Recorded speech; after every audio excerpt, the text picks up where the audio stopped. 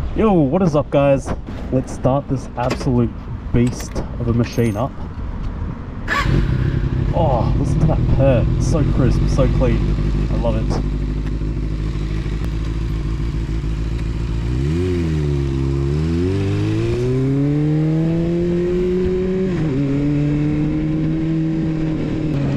Today, I'm going to be talking about whether the 250cc class is sufficient for Australian roads.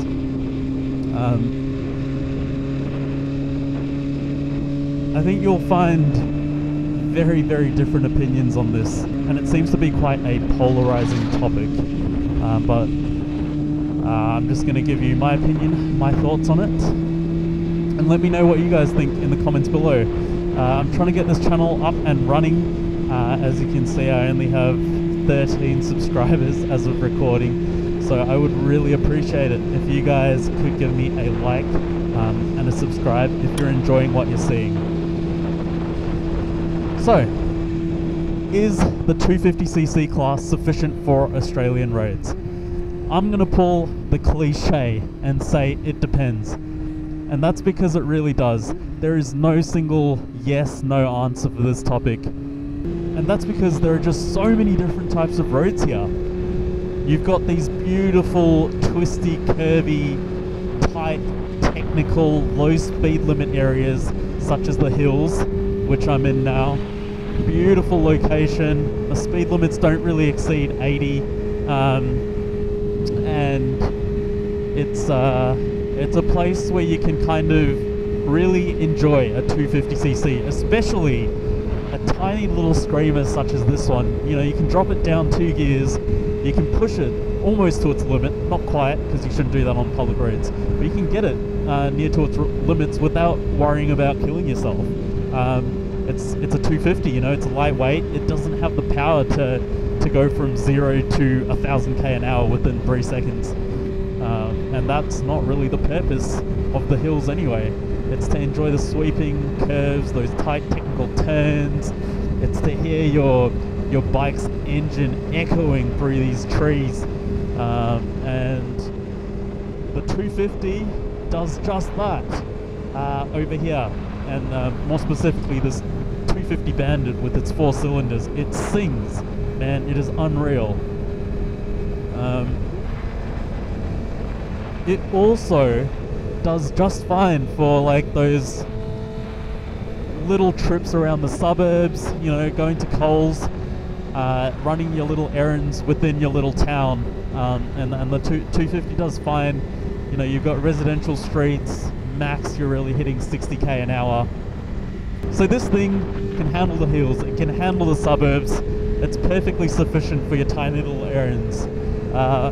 But the issue is, Australia and many other first world countries have arterial roads and freeways that require you to spend your commute well over the 80 k an hour mark, and you know, on the freeways sometimes at 110, just to stay ahead of the flow of traffic.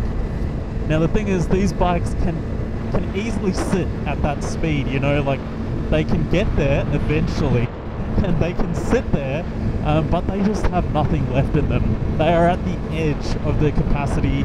And they're lightweight, so you're being thrown around by the wind, regardless of whether it's a Fed 250R or the naked Bandit. You know, if you get yourself into a little bit of a pickle and you need to power out really quickly, you haven't got that power, you know. It's a big ask, especially at 100. And it's, yeah, it feels like your bike is not able to rest. It's not comfortable. It's constantly on its tippy toes, and when you're on the M1 and live as far out as I do, you can be doing this for like an hour, and it's not great. Another thing is, a lot of these 250s, especially the older ones, they don't have a 6th gear. So again, you're sitting at like 8,000 RPM, possibly more, screaming your ass off, just guzzling petrol. Not a lot because it's a 250, but it's still pretty bad on the M1, and it's just struggling, man. It's not pleasant. It's not a nice thing to put the bike through, and you don't feel that comfortable either. So that is the biggest shortcoming of the 250cc class here in Australia.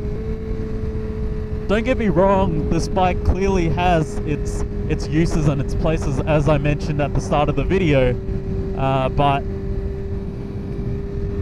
that place is not the freeway. That place is not those major arterial roads.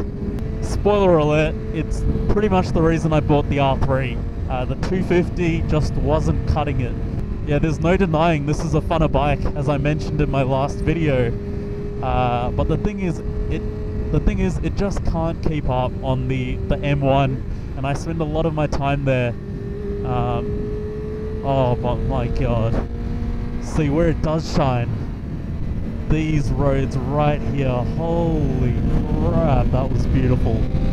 And the engine, the purr, the roar. You don't get that with the R3. Holy fuck, man. I'm obsessed with this thing. But it's the sad truth, unfortunately. It just isn't sufficient to handle the bigger roads, the freeways and the highways of this country. Or Victoria in particular. I haven't really gone beyond that. But oh my god. You just feel so fucking... Oh. What a bike, man. Sorry, I haven't ridden this thing in a while, so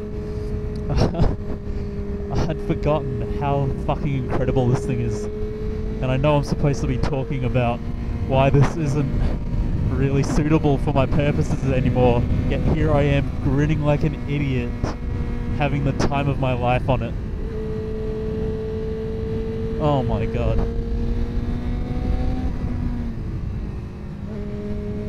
Oh, listen to it.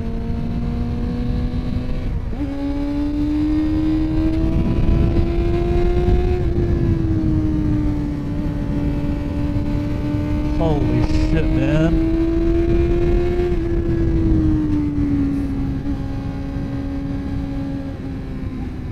Man, everyone talks about how easy it is to lose your license on like a liter bike or a 600cc. It's just as easy to lose it on a Bandit 250 up in the hills on a beautiful sunny evening. Could get myself in trouble.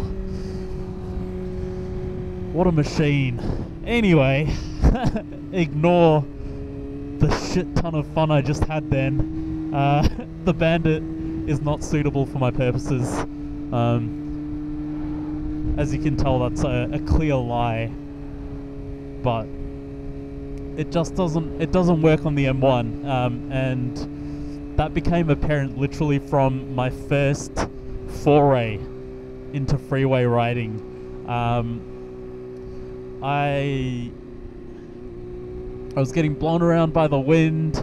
The bike was screaming its ass off at 8,000 RPM, and it was just doing the speed limit. You know, it doesn't feel comfortable, and I have no doubt that a bigger bike in the learners class, such as a Ninja 400, a CBR 650R, or even a Yamaha R3, hint hint, which is what I bought, would handle its own a lot better. And clearly, I'm not alone, because the 250 class as of now is pretty much obsolete. It went from 250s up to 300s back in around 2012, and then the 400s came out, and the 650 market has been around for a while, but there's more of an emphasis on that market both here in Australia and America now. You've got the CBR 650Rs, the ER6, or the Ninja 650 I think they call them now, the MT-07. The 250 class has long been left behind now. It just isn't that relevant here anymore. You got countries in Asia where the 250 class is still plenty, it's all you need. And that's kind of why they released the Ninja ZX25R over there and not here. I believe they're releasing the ZX400 in America, or the ZX4R, can't remember what it's called. Essentially the 400cc version. in America next year. And that kind of just reiterates that the 250cc class in these Western countries are obsolete. They no longer satisfy the market, and that's made evident by the direction manufacturers have taken. That being said, there are many people out there like myself who love them, but even I, despite starting on a 250 and enjoying it thoroughly, ended up having to upgrade. But if you live in the suburbs and you work in the suburbs, or you're in town in the city, you don't need more than a 250, that's for sure. Same goes for the hills. If it's just a fun little bike that you plan to take out into the hills on the weekends, perfect, a 250 will do. Not only does it suffice, but it hits the spot properly. They're great for track days, your 250s. But that being said, I'm pretty sure everyone's kind of moved up into the 300 class too, like the Ninja 300s, the Yamaha R3s. It's like even there, the 250s have kind of become obsolete, outside of obviously the 250cc class races specifically. So there you have it. To sum up my thoughts, the 250cc class is becoming more and more obsolete by the day. There are still some niche uses for it, as I listed in this video, but as it is now, it doesn't look like it's going to be making a comeback anytime soon, and it's slowly being replaced by the 300s, which will then become the 250s of tomorrow. It's kind of sad having to admit that this class is kind of dying, almost dead pretty much, especially because I started on one, and I had such a good experience. It's becoming less and less relevant, especially for the general rider who's looking to start on a motorcycle and learn. There are obviously exceptions to that rule, but I'm just generalizing here. If we look at the trend,